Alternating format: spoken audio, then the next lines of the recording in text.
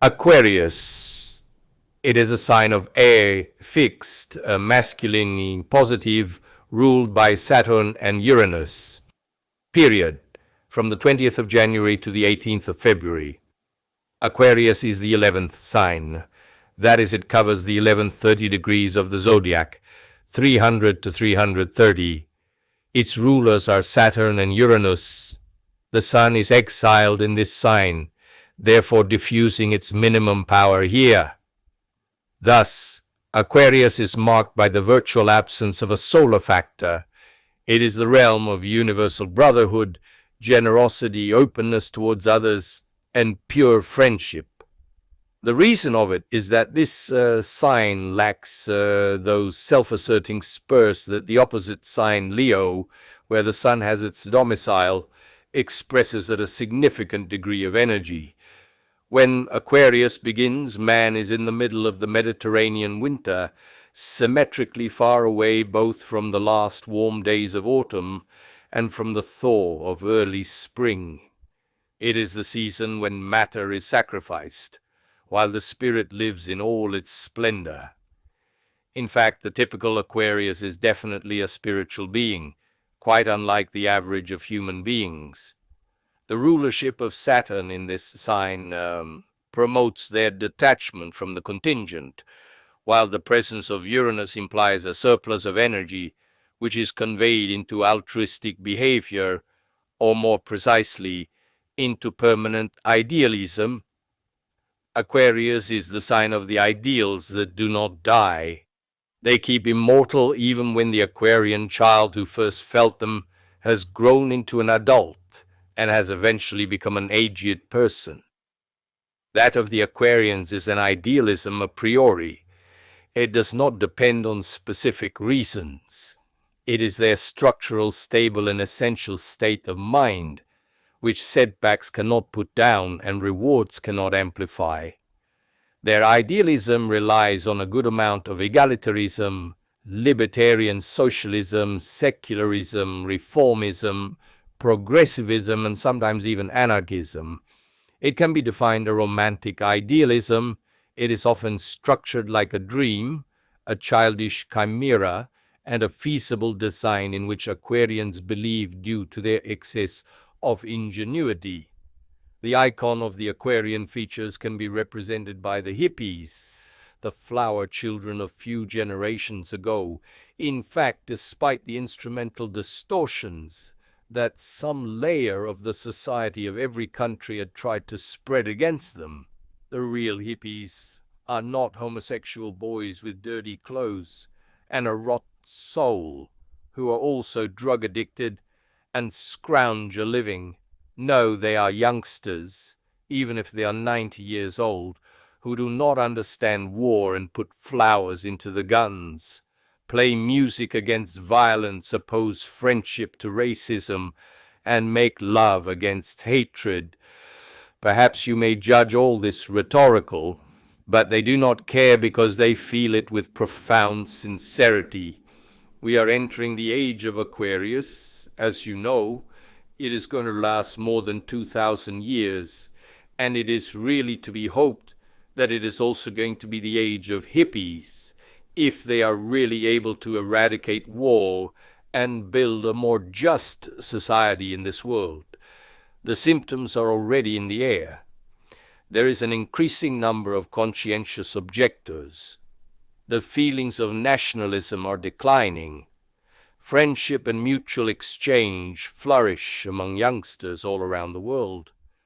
There is a logarithmic progression in the decrease of the old traditional canons of ethics that have caused and are still causing, alas, individual hatred and collective violence among millions of people for sexual or religious reasons. While not wishing to idealize the natives of this sign who were born with the aforementioned features in their veins, you cannot but recognize that there is a set of very good human values in them. These individuals are surely characterized by a sense of care, generosity, fraternity, peacefulness, openness, emancipation, and lack of inhibitions. Just like those of Gemini, Aquarians are also incapable of hate. Yet those of Gemini do not hate for forgetfulness or superficiality, while the inability to hate of those of Aquarius is eradicated within their selves. They are like those robots of certain sci-fi novels, which have been programmed not to hurt to any living being. As with the other signs of the zodiac, also in the case of Aquarius, you may observe a complete reversal of the mentioned features in certain individuals. If this is the case, you would then notice absolutely selfish and egocentric Aquarians, very similar to those born in the opposite sign, Leo. Overall, you would also notice two basic types of Aquarians, the one in which Saturn predominates and the one in which Uranus gets the upper hand. In the first case, which implies the presence of important inhibitors in the birth chart, you would detect the detached type already observed in those of Capricorn, but this feature is so intense in the Aquarians of this group that it can be compared to a note vibrating at a higher octave. These Aquarians are born mature. They are wise from childhood. They show a humanized version of the detachment of Capricornians. They express it outwards rather than inwards. The purity of their ideals is seraphic. Nonetheless, they are not mystics at all. It cannot be denied, though, that they have some deficiency in their contact with daily life. In certain cases, they can sometimes live as dropouts, that is, on the fringes of public coexistence, with negative consequences at a practical level. Their idealism to court can also cause them to take extreme political or social attitudes, which consequently may amplify their exclusion from society. The Aquarians of the second type are driven by Uranus. They appear quite different from the first one, being characterized by uninhibiting elements in their birth chart. The key words that identify this second type are unconventionality, originality, eccentricity, versatility, records, rebellion, individualism, assertiveness, and anti-traditionalism. These Aquarians are eccentric even in their garments. They will do everything to amaze others, and they usually succeed. If you are able to detect a somehow strange individual in a crowd, you can be sure that he or she has strong elements of Aquarius and/or Uranus in the birth chart. James Dean, the Hollywood star who died at a young age, is a shining example of this kind of Aquarians. Often the two types actually mix, so for example, you can meet the scientist who is so absorbed in his deep thoughts that he does not realize that he's knotting two ties, or the young hippie who practiced the philosophy of make love, not war, while wearing a Nazi helmet for the sake of uniqueness. In love, Aquarians are totally uninhibited towards the conventional taboos. More than anything else, this is because they do not care what people think. This is why they may be frequently involved in scandals already in their early age, when they tend to behave more freely than ever. Typically, they marry early in their life. However, frequently they also divorce soon. They are not usually jealous. If they are so, it is because of other significant elements in their chart.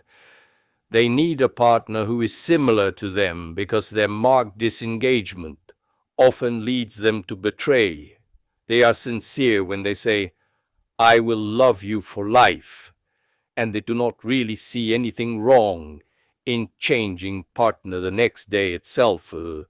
They are passionate but not sentimental, therefore unable to manage the instinctive side of their affective sphere with due wisdom. From a professional point of view, it is necessary to distinguish between the two types of Aquarians mentioned above. The Saturnine one is a born researcher, Do not forget that the symbol of this sign is a pitcher pouring water. That is wisdom. They feel optimally fulfilled when they work in the area of either public or private researches, preferably in the technical field, and particularly in the field of electricity. Teaching in another activity that can meet the abilities of these natives, as well as those professions that require reflection, concentration, and abstraction. The Uranian Aquarians need to express themselves in more personal, subjective, wide, modifiable, renewable professions. They can usually succeed in business because they have the required talent, imagination, creativity, friendliness, openness, and also cunning. They also have that bit of ruthlessness that makes the good trader, good in a selfish sense, that is the productive trader. The world of entertainment is a kind of Aladdin's lamp for them. In this field, these Aquarians can play a multiplicity of roles. For the Aquarians of this group, acting is a sort of liberation, because it lets them express the multifarious features that exist within their soul. Perhaps the best example of it is the Italian comedian Totò. Politics, trade unions, aviation, and public relations are other areas in which the Aquarians of this type can work with satisfaction.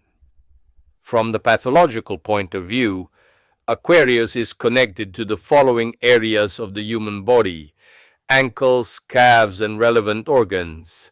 In addition, this sign has much to do with blood circulation, as well as with the transmission of data from the periphery to the brain, nerve impulse. Therefore, it is good if Aquarians undergo preventive therapies against sprains and fractures at the ankles, as well as against circulatory and motor disorders. The Aquarians are generally frail individuals. They often have protruding teeth with spaces between them. There's also another type of Aquarian with beautiful physical features, identified by the combination of light eyes and blonde hair. Sooner or later, many Aquarians must undergo electrical therapies in connection with the rulership of Uranus over their sign. Also, many Aquarians of the selfish kind suffer from impaired hearing. It is almost always the somatization of their sense of closure against the outer world. They want to be deaf to the call of others. In comparison with the other men of the Zodiac, the man of Aquarius is perhaps the only one whose behavior appears to be exactly the same, both in public and at home. In other words, he is the one who has minimal masking, behaving with his partner as he does with any other people. This is a good quality, of course, but it may also be negative, insofar it expresses his inability to give himself completely to one person. In fact, he feels like belonging to everyone. Unless there are elements in his birth chart that indicate otherwise, the man of Aquarius has little sense of ownership. He prefers to have a clever, intelligent, intellectual woman at his side rather than a fiery and passionate one.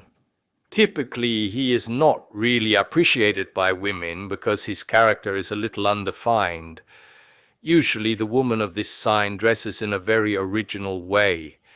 Nonetheless, she does not follow any trend or vogue. She is entirely subjective, not subservient to any fashion. She is certainly a liberated woman in every respect, especially insofar she's not a slave of conventions, and she always stands up for her actions. Her encounters with jealous men are doomed to fail. In fact, she believes in reciprocal sexual freedom, even within the framework of marriage, or anyway within a steady relationship. She is a born hippie. From time to time you should expect her to leave, perhaps without a goal, to go live among the young students of the Sorbonne, or to go shopping in Portobello Road. When she returns in all good faith, she would typically marvel at the wrath of those whom she had left, perhaps without even saying goodbye to them. As a mother, she never becomes the slave of her children. The children of Aquarius need to receive an education that is open to new ideas and as libertarian as possible in order not to frustrate the centrifugal tendencies of their spirit. They are particularly intelligent and eager to know. In this, they are similar to those of Gemini. They are fascinated and attracted by the adult world because their psychology is oriented towards the future. They tend to feed on culture and information at the expense of physical activity. Already in their babyhood, they show intolerance for the constraints. They would soon show the desire of leaving their family. Thus, from time to time, parents should allow them to stay away from home on a regular basis. Music is particularly attractive for them. It can be an excellent outlet for their energy. Compensated Aquarius. Compensated Aquarians are very opportunistic and selfish individuals who tend to cross the bounds of propriety. The most negative individuals of this kind are similar to the non-evolved natives of Scorpio, that is, those characters whom you had better avoid meeting. In fact, people of this group often plan frauds and deceptions against third parties. Normally, they behave very maliciously. The collection of birth charts in the appendix includes some particularly significant examples of Aquarius, number 23, 26, 27, 54, 59, 79, Amintore Fanfani, and 96, Richard Nixon.